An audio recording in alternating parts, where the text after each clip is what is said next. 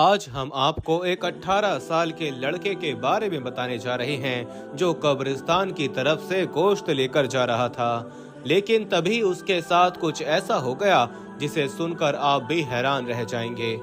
दोस्तों, ये वाकया असद नाम के एक शख्स के साथ पेश आया है। असद भाई बताते हैं कि आज से तकरीबन 10 साल पहले की बात है, जब मेरी उम्र 18 साल की थी और गर्मियों की छुट्टी में मेरी फूफी हमारे घर आ रही थीं।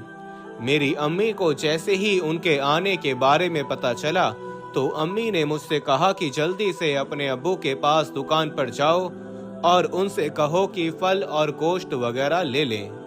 अम्मी ने मुझे ये भी कहा कि तुम कब्रिस्तान वाले रास्ते से जल्दी पहुंच जाओगे और हाँ, वापसी पर शाम होने लगे तो कब्रिस्तान वाले रास्ते से मत आना। मैंने कहा, अम्मी आप शाम होने पर कब्रिस्तान वाले रास्ते से हमेशा रोकती क्यों हैं? तो अम्मी कहने लगी कि मेरे बेटे, वहाँ आसेब वगैरह होते हैं इसलिए।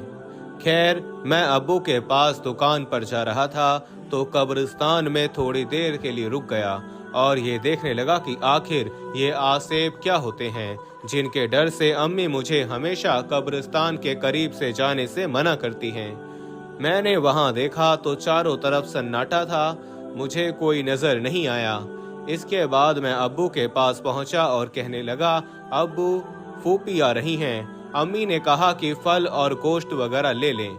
अब्बू ने मेरी ये बात सुनते ही फौरन मुलाजिम को पैसे देते हुए सामान की लिस्ट उसके हाथ में थमा दी। काफी देर के बाद हमारा मुलाजिम सामान लेकर वापस आ गया। अब्बू ने मुझे सौदा थमाते हुए कहा, बेटा कब्रिस्तान वाले रास्ते से वापस मत जाना।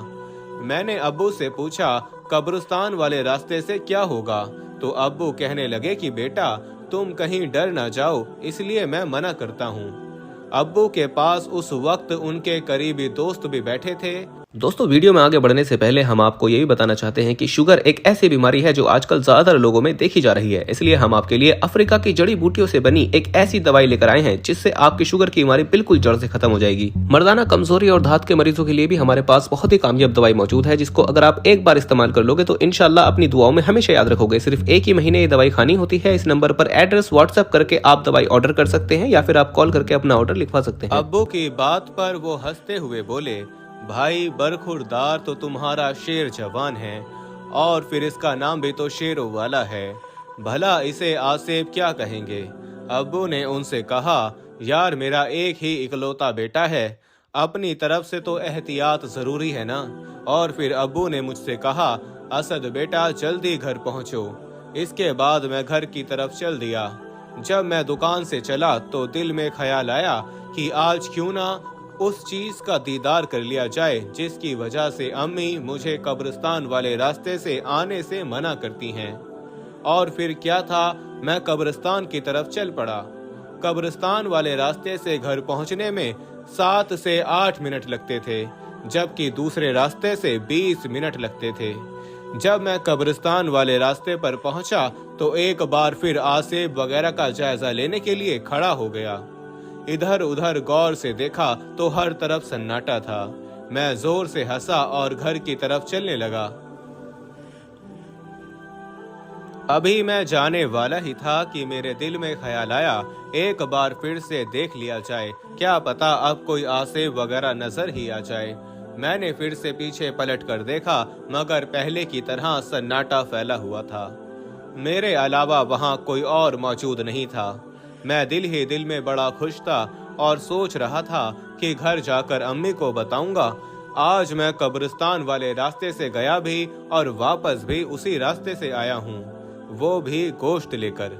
मैं ये सोचते हुए घर में दाखिल हुआ और अम्मी को आवाज दी, अम्मी जान आप कहाँ हैं? अम्मी के जवाब से पता चला कि वो किचन में हैं। मैं किचन में दाखिल हुआ और अम्मी को सौदा देते हुए कहा, अम्मी मैं अभी कब्रिस्तान वाले रास्ते से आया हूँ और वो भी अकेला। आपने तो मुझे हमेशा ही बुद्धू बनाया है कि जिन, भूत और आसेब होते हैं। ये सुनकर अम्मी ने मेरी बात काटते हुए कहा, बाकी बातें फिर सुनाना, पहले गोश्त लेकर आओ, वो तो तुम भूल ही गए। मैंने अम्मी से कहा, अम्मी, गोश्त भी थैली के अंदर मौजूद है। फिर मैं थैली चेक करने लगा। इस दौरान मेरा जिस्म कांपना शुरू हो गया। मुझे शदीद पसीना आया और ऐसा महसूस होने लगा जैसे मुझे बुखार हो रहा है। और फिर मैं सहन में पड़ी चारपाई पर जाकर गिर गया। जब मेरी आंख खुली तो मैंने खुद को किसी बाबा जी के आस्ताने पर पाया। मेरा सर अम्मी और पांव अब्बू की गोद में थे। फूफी के हाथ में तस्बीह थी और उनके बच्चे मेरे आसपास खड़े थे। मैं ये तमाम सूरतें हाल देखकर बहुत ही परेशान हुआ और मैंने अम्मी से पूछा, अम्मी मुझे क्या हुआ है? अभी मैं अम्मी के साथ बात ही कर रहा था कि कमरे में अब्बू के दोस्त दाखिल हुए। उन्होंने सलाम करते हुए अब्बू से कहा, भाई अब असद का क्या हाल है? अब्बू ने कहा, बस अभी होश में आया है। इतने में एक और शख्स कमरे में दाखिल हुआ और कहने लगा, आपके लड़के को होश आया या नहीं? बाबा जी पूछ रहे हैं। वो कह रहे हैं कि अगर होश आ गया हो तो लड़के को लेकर होजरे में आ जाएं। अब्बू और उनके दोस्त ने मुझे सहारे से खड़ा किया और जो बाबा मेरा इलाज कर रहे थे उनके सामने ले जाकर बैठा दिया। मैं ये सब सूरते हाल देखकर बहुत परेशान हो रहा था। तावीज़ वाले बाबा ने अपनी लाल जलाली आंखों के साथ मुस्कुराकर पूछा, क्या आज के बाद भी तुम कोई ऐसी हरकत करोगे? मैं उनके सवाल पर और भी परेशान हो गया कि आखिर ये मुझसे ऐसा सवाल क्यों कर रहे हैं। मैंने आखिर ऐसी कौन सी गलती कर दी है? मैं तो खामोश रहा, लेकिन अब्बू ने जवाब दिया, बाबा साईं अब तो सवाल ही पैदा नहीं होता। इसके बाद बाबा साईं ने अम्मी से कहा कि तावीज़ का नागा मत करना। अब आप लोग अपने घर जाएं और कोई भी वजीफा शुरू करने से पहले बिस्मिल्लाह का कड़ा अपने सीधे हाथ में जरूर डाल लेना, जो मैं आपको दे रहा हूँ। अब्बू ने बाबा साईं से बड़ी हैरत से पूछा, बाबा जी क्या कोई वजीफा मुझे भी करना है? तो इस पर बाबा साईं मुस्कुरा कर बोले, अगर तुम वजीफा ना ही करो तो अच्छी बात है, मैं तो बस एहतियात के लिए कह रहा हूँ। अब तुम लोग जा सकते हो। जब हम लोग घर पहुंचे तो मैंने अम्मी से पूछा, अम्मी ये सब क्या चल रहा है? अम्मी ने मेरे सवाल पर मुझसे कहा, असद तुम्हें कुछ भी याद नहीं कि उस दिन तुम्हारे साथ क्या हुआ था? मैंने कहा, अम्मी आप किस दिन की बात कर रही हैं? आप और ये बाबा जी और बकरे का सदका वगैरह, यकीन करें मुझे कुछ भी याद नहीं आ रहा। तो अम्मी ने कहा, अच्छा जिस दिन तुम्हारी फूफी आई थी उस दिन क्या हुआ था? मैंने कहा, अम्मी फूफी किस दिन आई थी? अम्मी ने कहा, अरे बेटा आज से 2 दिन पहले तुम्हारी फूफी का फोन आया था कि मैं घर आ रही हूँ। फिर मैंने तुम्हें तुम्हारे अब्बू के पास दुकान पर भेजा था कि कुछ सौदा ले आओ और वापसी पर कब्रिस्तान वाले रास्ते से मत आना, लेकिन तुमने तो मेरी एक भी बात नहीं मानी और वापस कब्रिस्तान वाले रास्ते से आए। तुम कब्रिस्तान से गोश्त लेकर जब गुजरे तो वहाँ कोई हवाई चीज का तुम पर असर हो गया और इसी वजह से तुम डर गए। मैंने कहा, अम्मी आप यकीन करें मुझे कुछ भी याद नहीं है। तो फूफी ने मेरी बात को काट कर कहा, असद तुम्हें कुछ भी याद करने की जरूरत नहीं है।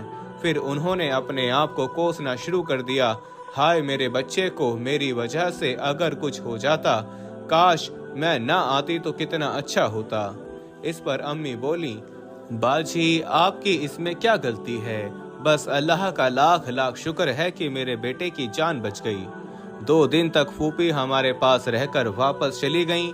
अब मेरे बाहर आने जाने पर मुकम्मल तौर पर पाबंदी लग चुकी थी।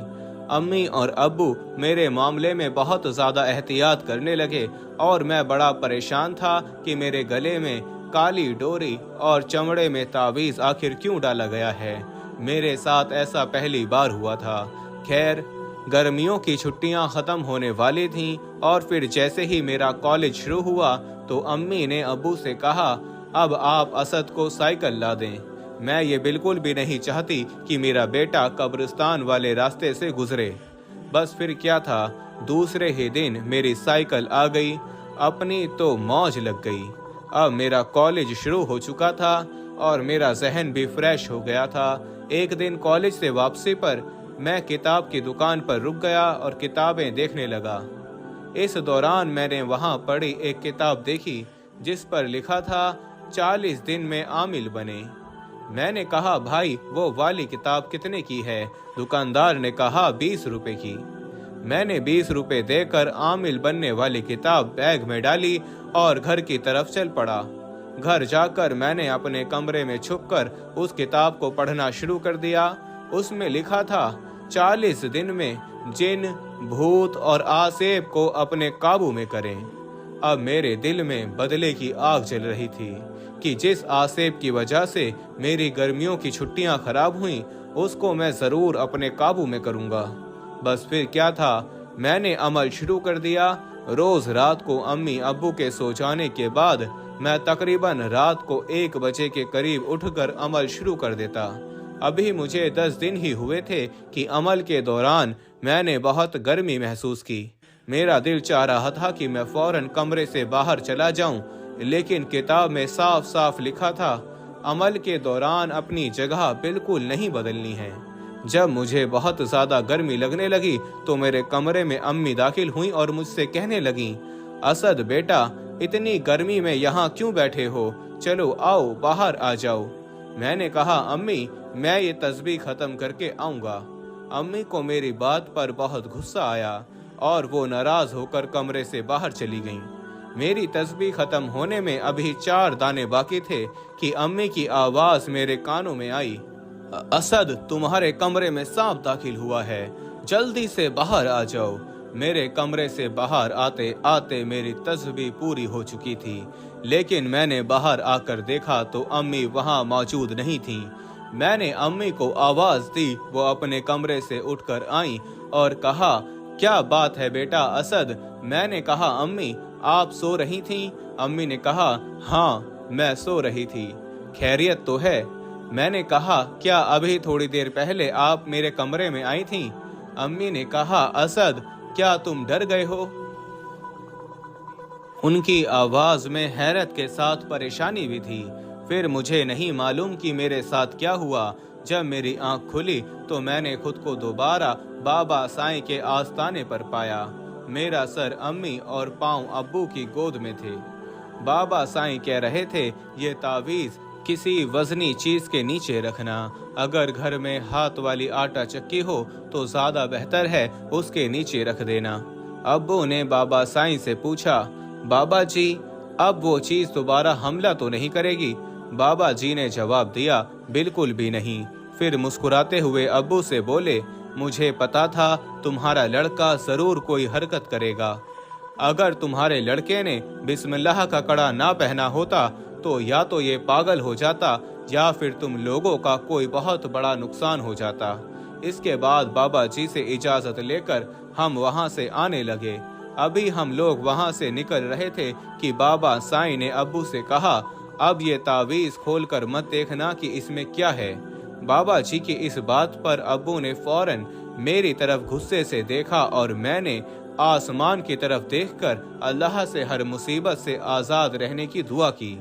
इसके बाद दिल में पक्का इरादा कर लिया कि आ बैल मुझे मार वाली मिसाल के जैसे आ आसेब आ बला ये गलती कभी नहीं करूंगा। असद कहता है कि इसके बाद हम अपने घर वापस आ गए और मैंने इस तरह की कोई भी हरकत ना करने का पक्का इरादा कर लिया। नाजरीन इकराम, उम्मीद करते हैं कि आज की हमारी ये वीडियो आपको जरूर पसंद आई होगी।